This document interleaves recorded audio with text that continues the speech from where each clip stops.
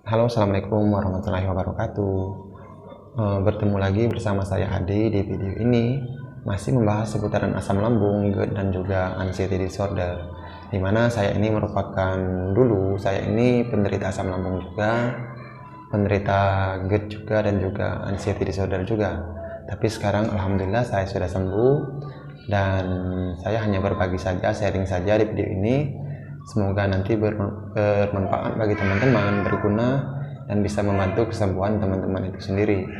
Sebelumnya saya mendoakan semoga teman-teman cepat sembuh, lebih kuat, lebih sehat dan bisa normal kembali seperti dulu sebelum terkena penyakit ini.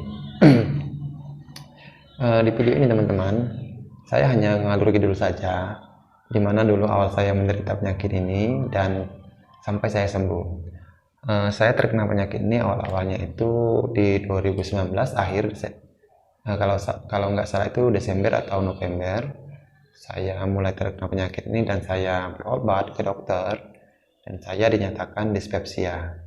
Tapi setelah saya minum obat, kelang seminggu itu kambuh lagi teman-teman. Saya mulai nggak enak badan lagi dan saya kembali ke dokter dan dikasih obat yang sama dan ternyata saya masih dinyatakan dispepsia teman-teman. Terus beberapa minggu kemudian saya mulai nggak nyaman bekerja dan saya mulai berhenti, walaupun itu pekerjaan saya sendiri teman-teman, walaupun saya buka usaha, saya mulai berhenti bekerja, saya mulai tutup toko dan saya mulai di rumah. Nah ternyata setelah saya di rumah ini teman-teman, penyakit ini bertambah parah. Tensi serangan yang saya rasakan itu, sensasi yang saya rasakan itu mulai rapat dan mulai banyak teman-teman. Mulai dari mata buram, sering keliengan, badan pucet, sudah itu susah makan, mual. Nah itu apalagi ya, sering sering kembung juga. Dan yang bikin saya takut itu teman-teman, was-was itu, saya sering sendawa. Dalam hitungan detik saja mungkin puluhan sendawa yang saya rasakan. Sehingga saya kembali ke dokter. Kali ini saya pergi ke dokter spesialis dalam, ke rumah sakit umum, dan di sini saya mengantri. Ini saya lakukan sendiri teman-teman, ke spesialis dalam. Saya berangkat sendiri. Ketika saya mengantri itu saya terkena penyakit panic attack teman-teman. Terkena panic attack dan saya mulai keluar saya membeli minuman dan di sini badan saya mulai tidak nyaman, semakin tidak nyaman, dan akhirnya saya pulang, nggak jadi ke rumah sakit ini berobat dokter teman-teman. Tapi setelah saya sampai di rumah, semuanya kembali normal dan baik-baik saja lagi teman-teman. Dan besoknya saya kembali memutuskan untuk ke dokter. Di sini saya minta temani dengan saudara saya dan akhirnya saya berobat dokter, dan di sini saya bertemu dengan dokter spesialis darah. Terus saya ditanya keluhannya apa saja. Saya katakan dengan dokternya bahwa saya itu sudah 3 minggu merasakan tidak nyaman, sering kembung, sering sendawa, dan juga sering keliengan, dan juga sering badan nggak enak. Akhirnya dokter itu ngomong, terus apalagi saya rasakan, dan saya rasakan saya itu kayak sering gemetar, tetapi badan saya itu tidak jatuh teman-teman. Serasa mau pingsan, saya katakan dengan dokter, tapi saya tidak pernah pingsan. Terus dokter bilang, coba tangan kamu dinyatakan seperti ini. Akhirnya saya nyatakan seperti ini dan dokter melihat tangan saya itu mantap, saya bilang, tidak gemetar seperti ini. Terus dokter itu bilang, oh sudah nggak apa-apa. Terus dokter itu bilang, saya ini terkena GERD. Terus saya tanya, GERD itu apa dokter? GERD itu ialah penyakit lambung katanya yang seperti emah, tetapi kalau emah itu belum terlalu parah, sedangkan GERD itu asam lambungnya itu sudah naik ke atas, sudah naik ke tenggorokan, sudah naik ke dada, sehingga menyebabkan dada kamu mungkin sering panas sekarang, ataupun kamu sering merasakan asam di tenggorokan, ataupun mengganjal, ataupun serasa ada makanan di sini. Terus saya katakan, memang dokter, memang saya ketika makan itu memang terasa mual dan terasa nggak enak di tenggorokan, Dan ketika malam-malam juga saya rasakan dada saya itu sering panas. Sudah kata dokter. Terus saya dikasih obat, merek obatnya itu apa ya? Demporidon kalau nggak salah, apalagi ya, cairan yang dalam botol itu. Pokoknya ada beberapa obat saya dikasih dan saya minum, dan lumayan terkena penyakit, dan lumayan terkena biayanya. Setelah saya konsumsi obat ini, ternyata teman-teman, ada perubahan sedikit karena saya tidak mengalami lagi yang namanya mual. Akhirnya saya bisa makan walaupun tidak banyak, dan setelah makan agak mendingan. Akhirnya saya mencoba untuk kembali membuka toko.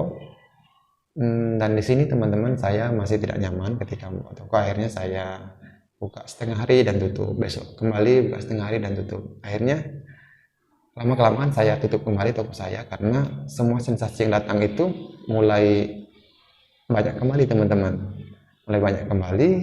Dan saya itu merasakan panic attack ketika sendirian di rumah, ketika saudara dan keluarga saya itu pergi dari rumah, lagi ada kesibukan lain, saya di rumah sendirian dan saya terkena penyakit attack. Dan dulunya itu saya menumpang dengan saudara, teman-teman, dan saya akhirnya memutuskan untuk kembali ke kampung saya bersama orang tua saya, ke kampung orang tua saya, karena orang tua saya masih ada. Saya mungkin berpikir dengan diurus oleh orang tua saya, mungkin saya akan lebih nyaman, lebih mudah cepat sembuh. Dan ternyata teman-teman, suhu ataupun cuaca di tempat saya itu, tempat orang tua saya itu, cuacanya sangat dingin karena di area pegunungan, sehingga seringkali saya merasakan demam, kaki dingin, tangan itu terasa kecut seperti sudah lama mandi. Di sini saya mempunyai tantangan tersendiri karena saya sekarang itu jarang mandi, teman-teman, karena cuaca di tempat saya itu sangat-sangat dingin, sehingga menyebabkan saya itu jarang mandi. Dan mandinya itu jam 12 siang, jam 1 siang ketika matahari sedang terik. Di sini orang tua saya berpikir bahwa mungkin kamu itu terkena penyakit yang diguna-guna ataupun penyakit sihir, sehingga saya dibawa ke dukun, dibawa ke orang pintar, dibawa ke ustadz, di ruqyah. Tapi semua itu tidak lebih baik, teman-teman, tidak menambah sensasi itu berkurang, malahan saya seperti biasa, seperti sebelumnya saya masih merasakan semua sensasi. Yang lebih parah itu saya sering terkena panic attack, teman-teman, sehingga saya itu semakin tidak nyaman, semakin lama semakin memikirkan penyakit ini, sehingga akhirnya saya takutnya ini akhirnya saya mendengar orang meninggal saja saya jadi takut. Jadi semua sensasi yang saya rasakan itu semakin bertambah. Setelah hampir setahun saya mengalami penyakit ini, tidak tahu apa-apa, akhirnya saya mulai belajar, mulai tahu.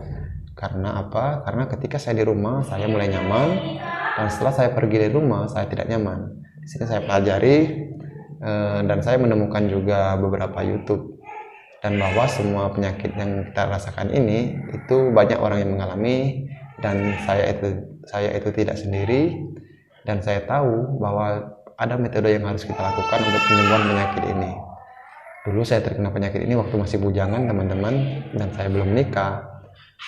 Jadi saya untuk kembali bersama orang tua saya itu masih enak karena saya tidak ada beban, tidak ada tidak ada tagihan, tidak ada apa-apa.